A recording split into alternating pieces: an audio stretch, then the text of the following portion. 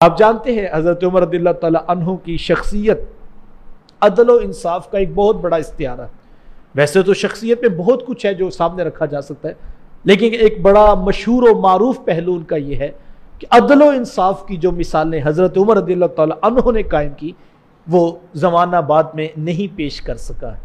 انصاف کے اوپر تقریر کرنا بڑا آسان ہے، عدل و انصاف کے اوپر مشورہ دینا بڑا آسان ہے، گلا شکوہ کر دینا، تنقید کر دینا کہ لوگ انصاف نہیں کرتے، یہ بھی آسان کام ہے، لیکن اپنی ذات کے اوپر انصاف کو لاگو کرنا یہ بڑا مشکل کام ہے۔ اور حضرت عمر رضی اللہ تعالیٰ ایسا نہیں تھا کہ صرف کوڑا لے کر مدینے میں انصاف نافذ کرتے تھے، سب سے پہلے اپنی ذات کے اوپر انصاف نافذ کیا تھا۔ مسجد نبوی کے اندر جب ممبر رسول پر حضرت عمر رضی اللہ تعالیٰ عنہ خطبہ دینے کے لیے جلوہ فراز ہوئے، ابھی خطبہ کے الفاظ ترتیب پا رہے تھے کہ دوران خطبہ ایک بوڑھا شخص سامنے سے اٹھ کھڑا ہوا اور اس نے روک کر کہا، عمر آپ کا خطبہ بعد میں سنیں گے، پہلے یہ بتایا جائے کہ یہ جو آپ نے کرتا پہنا ہے یہ کیسے بنا ہے؟ مال غنیمت سے جو چادریں آئی تھی اس سے آپ جیسے قد کاٹ والے شخص کا کرتا نہیں بن سکتا، خطبہ بعد میں سنیں گے، پہلے یہ بتایا جائے کہ یہ کرتا کیسے بنا۔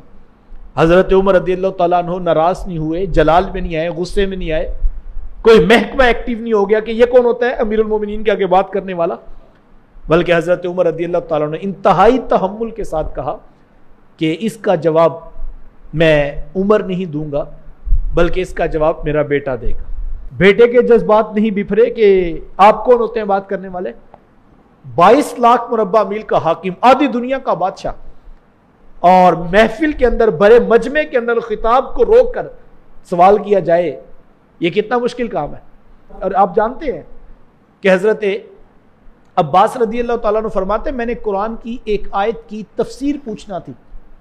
لیکن 1 مہینہ میں عمر کے روب کی وجہ سے سوال نہیں کر سکا، میری ہمت نہیں ہوئی کہ میں عمر رضی اللہ تعالیٰ کو روک کر یہ کہوں مجھے یہ آیت کا مطلب بتا دیں۔ اتنا روب تھا حضرت عمر رضی اللہ تعالیٰ عنہ کا کہ خود میرے آقا فرماتے ہیں ان الشیطان یفر من ذل عمر، شیطان میرے عمر کے سائے سے بھی بھاگتا ہے۔ ذرا غور تو کیجئے، ایک طرف ایک شخص نے اپنا ذاتی مسئلہ پوچھنا ہے اور اس کی ہمت نہیں ہو رہی، 1 مہینہ تک ان کو انتظار کرنا پڑتا ہے، کوئی ماحول بنے گا کسی محفل میں بیٹھے ہوں گے تو میں اپنی بات عرض کر سکوں۔ دوسری طرف روب و دبدبا کی یہ کیفیت کہ شیطان بھی ان کے سائے سے بھاگتا ہے، اور تیسری طرف یہ منظرنامہ ذرا دیکھیے کہ دوران خطبہ بھرے مجمع میں ایک شخص اٹھ کے کھڑا ہو جاتا ہے اور کہتا ہے خطبہ بعد میں سنیں گے، پہلے یہ وضاحت بیان کریں کہ یہ کرتا کیسے بنا۔ تو بات سمجھ لگی کہ حضرت عمر رضی اللہ تعالیٰ عنہ کے بارے میں لوگ جانتے تھے کہ اپنا ذاتی مسئلہ بیان کرنا ہو تو کوئی اور بات ہے، لیکن اگر عمر کا کردار چیک کرنا ہو تو عمر اس پہ ناراض نہیں ہوتے۔ ہمارے یہاں یہ بھی مزاج بن گیا، اگر کسی سے بڑے شخص سے بات کو پوچھ لے تو وہ کہتا ہے تم کون ہوتے پوچھ رہے ہو؟ یہ حضرت صاحب ہوتے ہیں۔ مجھے بتاؤ صاحب، حضرت عمر رضی اللہ تعالیٰ عنہ سے بھی کوئی بڑے حضرت صاحب ہو سکتے ہیں؟ لیکن دوران خطبہ مجمع کے اندر بھری محفل میں سوال پوچھ لیا، اور کسی صحابی کے ماتھے پہ تیور نہیں چڑھے، کسی کے جو ہے جذبات نہیں بفرے،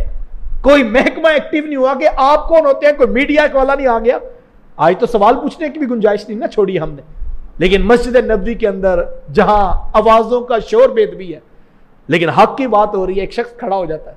اور عرض کرتا ہے کہ پہلے یہ بتایا جائے، اور حضرت عمر اپنے بیٹے کی طرف اشارہ کرتے ہیں اور بیٹا بھی انتہائی تحمل کے ساتھ عرض گزار ہوتا ہے اور کہتا ہے بابا جی آپ کی بات بالکل بجا ہے، مال غنیمت سے جو چادریں آئی تھی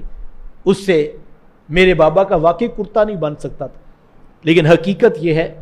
کہ ایک چادر میرے حصے میں آئی تھی اور ایک میرے بابا کے حصے میں آئی تھی، اور میں نے اپنی چادر بھی اپنے بابا کو پیش کر دی اور 2 چادروں کو ملا کر یہ کرتا بنایا گیا ہے۔ پھر وہ بوڑھا شخص بیٹھنے سے قبل کہتا ہے عمر اب خطبہ شروع کرو، اب صرف کانوں سے نہیں سنیں گے، اب روحوں میں بھی اتاریں گے، کیونکہ ہمیں یقین ہے کہ جس شخص کا خطبہ سن رہے ہیں اس کا صرف تن پاک نہیں، اس کا من بھی پاک ہے۔ تو ہمیں یہ مزاج حضرت عمر رضی اللہ عنہ کی شخصیت سے